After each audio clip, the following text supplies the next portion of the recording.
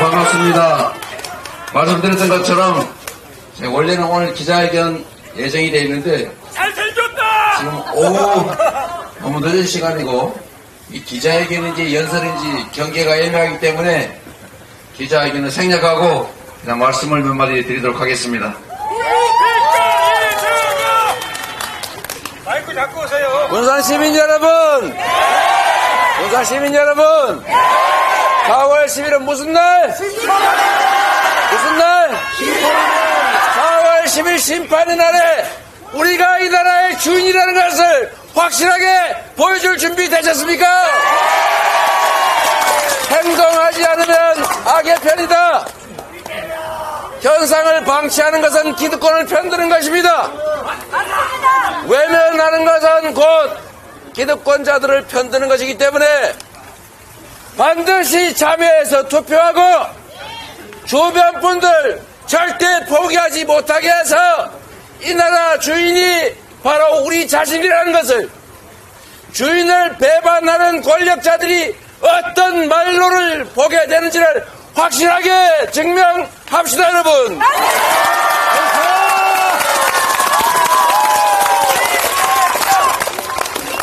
여러분, 주인이 주인 노릇을 해야 종이 주인을 업신여기지 않습니다.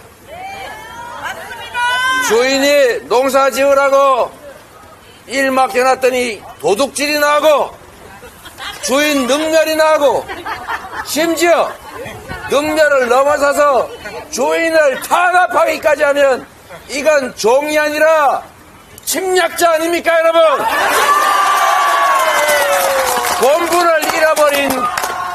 본분을 잃어버린 일꾼들은 해고해야 마땅합니다. 그렇지 않습니까? 잔소리도 하루 이틀 아닙니까?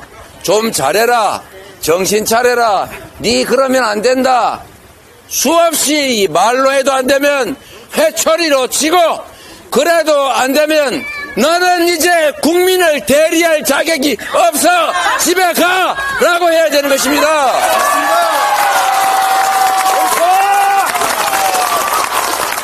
여러분, 이 나라 주인이 얼마나 고통스럽습니까? 경제 완전히 폭망했지요. 어떻게 2년도 안 된 시간에 이렇게 망가뜨릴 수가 있습니까? 그냥 가만히 냅둬도 이렇게 되지는 않았을 거예요. 왜 멀쩡한 경제 시스템을 찝쩍거려가지고 망가뜨리는 것입니까? 우리 정동영 전 의장께서 하신 말씀 중에 제가 요새 자주 써먹는 말이 있어요. 평화가 경제다. 여러분, 한반도 정세가 안정이 돼야, 평화롭게 공존해야 외국인 투자도 할 거 아닙니까? 맨날 이거 언제 전쟁 날지 모른다고 하니까 코리아 디스카운트, 지정학적 리스크, 주가도 다른 나라에 비해서 할인되지 않습니까? 이 나라가 완벽하게 평화체제를 구축하고 남북이 공존하고 서로 투자하고 이렇게 해서 모범적인 나라가 되면, 민주주의 국가가 되면, 평화로운 나라가 되면 얼마나 잘 살겠어요.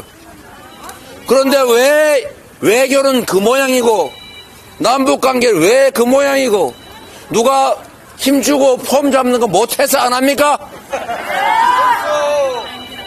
외교라고 하는 것은, 남북관계라고 하는 것은 정말로 신경도 많이 쓰고 존중하고 부족하고 좀 심하게 억울해도 좀 참아주기도 하고, 그러나 강력한 군사력으로 우리가 안전은 담보를 하되 평화롭게 사는 게 진정한 안보 아닙니까? 전쟁에서 이기는 게 실력입니까?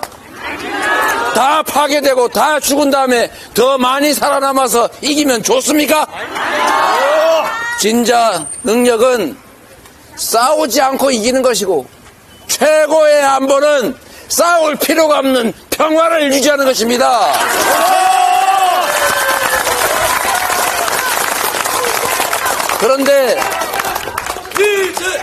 그런데 매일 하는 말이 말폭탄이고 대화 노력은 아예 하지도 않고 점점 강대강으로 부딪혀가는 게 기분은 좋을지 모르지만 결국 지금 나타난 현상은 미국 조야에서조차 대한민국 한반도 저거 전쟁 날 가능성이 높다. 심지어 핵전쟁 위험이 있다라고 공개 경고를 하는데 이 나라에 투자할 기업이 대체 어디 있겠습니까?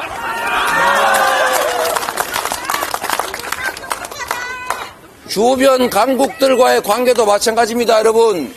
국방외교 길을 열은 게 노태우 정권입니다, 여러분.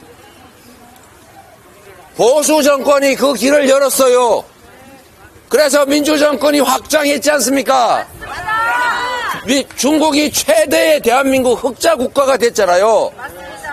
그런데 왜 대만과 중국이 대만 해협에서 뭘 하든 우리가 뭘 거기다 끼어듭니까? 그냥 기존의 양안 관계를 존중한다. 우아하게 한마디 하고 우리는 잘 몰라요. 우리는 우리의 일이 중요합니다. 중국도 쎄쎄, 대만도 쎄쎄 이러면 되는 거지. 거기다 왜 끼어들어가지고 한쪽 편을 들어가지고 양쪽 당할 때 욕을 먹는 것입니까?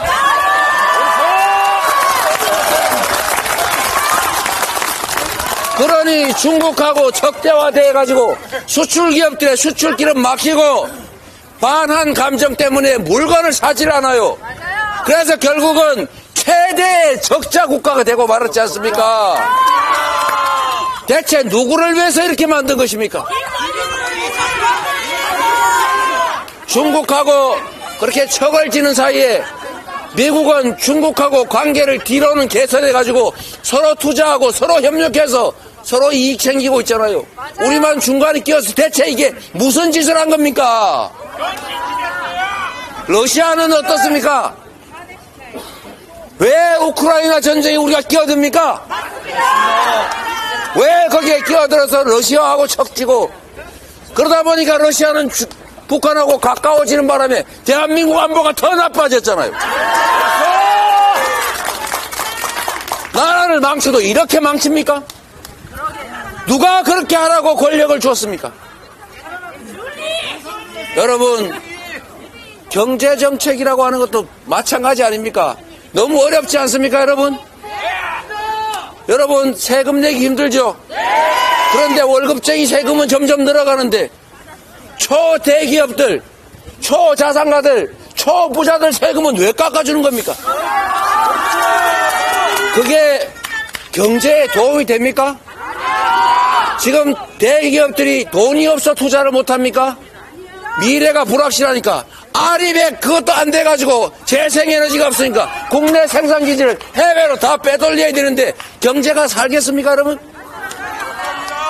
여러분, 지금 제가 가게 다녀보면 손님이 없어요.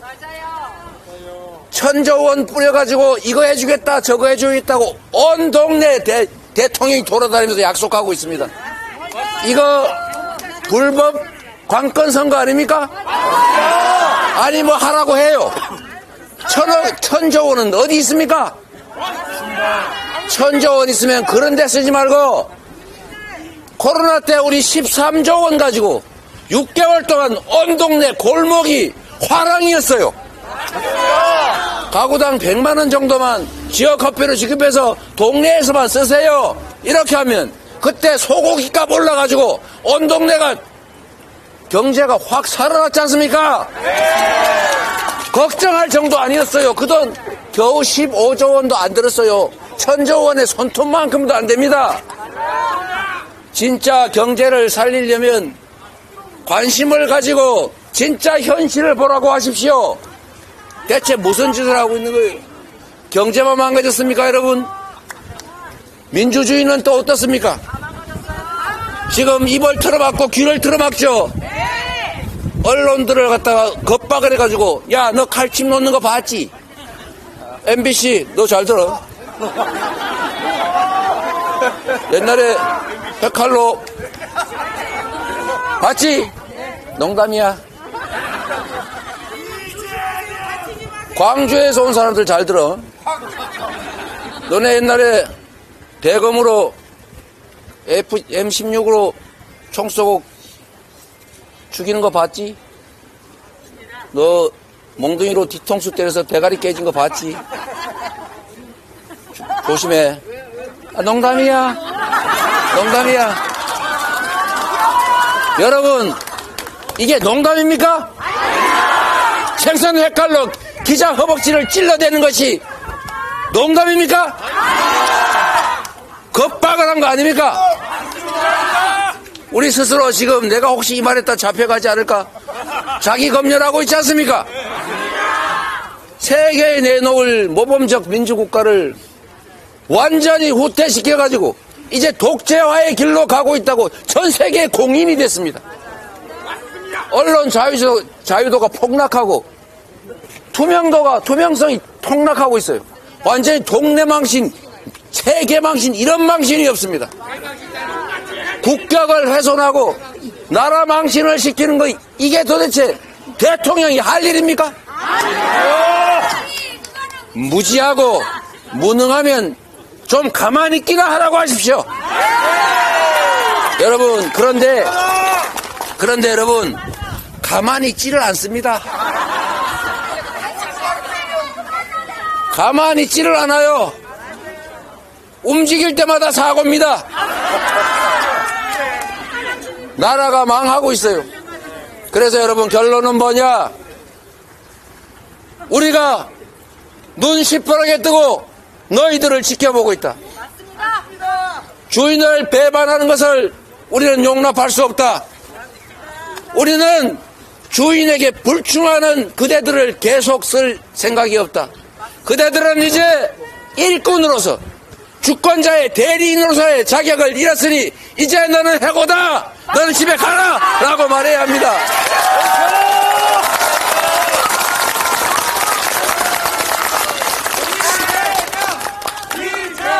4월 10일은 주권자가 행동하는 날입니다. 4월 10일은 이 나라가 군산 시민 여러분의, 대한민국 국민의 나라임을 증명하는 날입니다.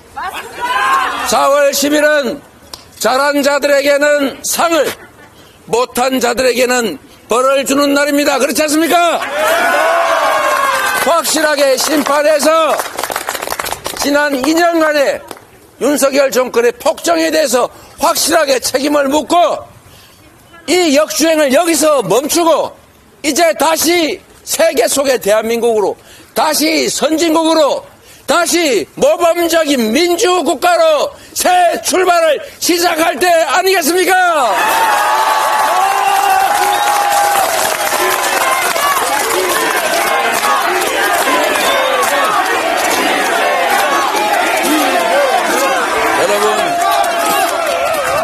여러분을 믿어도 되겠죠? 행동할 준비 되셨죠? 엄정하게 심판할 준비 되셨죠? 이제 지금부터 할 일은 그날 내만 가서 열심히 투표하는 게 아닙니다. 지금부터 여러분이 밤낮으로 해야 될 일이 있습니다. 지금은 언론이 막히고 있어요. 말씀하신 것처럼 바까리 해야 됩니다. 혹시 잘못된 정보에 휘둘리는 분들이 있으면 바로 잡아줘야 됩니다. 카톡 열심히 해서 제대로 된 정보를 알려줘야 합니다. 인터넷 포털에 들어가 기사를 보면 그냥 보고 나오지 말고 손가락이라도 한번 더 눌러주세요. 좋아요를 하든지 싫어요를 하든지 해주세요. 그게 바로 실천입니다. 댓글이라도 하나 쓰고 커뮤니티에 글도 하나 올리고 개모임 카톡방에 얘 이러면 되겠니 우리가? 라고도 한번 해줘야 되는 것입니다. 여러분, 작은 실천이 모여서 역사를 만드는 것입니다. 민주공화국의 한 표는 모든 사람이 똑같이 가지고 있습니다. 왕이 되고자 하는, 통치자가 되고자 하는 그들조차도 한 표일 뿐이고, 못 배우고 못 가졌지만 우리들 스스로도 한 표씩입니다. 그렇지 않습니까? 민주공화국에는 표의 숫자가 운명을 결정합니다. 그런데 여러분, 왜 참으로 안타깝게도 언제나 우리가 위임한 권력은 다수의 서민들, 국민들을 위해서 작동하지 않고 왜 소수의 기득권자들만을 위해서 작동을 할까요? 왜 권력은 그들을 향해서 작동할까요? 왜 부자들만 편들까요? 이유는 단순합니다. 우리가 포기하기 때문에 그렇습니다. 대한민국 국민의 4분의 1은 대통령 선거도 참여하지 않습니다. 대한민국 국민의 3분의 1은 국회의원 선거에도 참여하지 않습니다. 대한민국 국민의 절반은 지방자치단체장 선거에도 참여하지 않습니다. 참여하지 않는 분들이 실제로는 중립이 아니라 기득권을 편드는 것이기 때문에 그렇습니다. 편들고 싶지 않지만 이 참혹한 현실이 정말로 화가 나서 포기하는 것이지만 결과는 포기가 바로 우리를 옥죄고 고통주는 그 기득권자를 편드는 결과가 되어버리더라 그 말입니다, 여러분. 그래서 여러분 스스로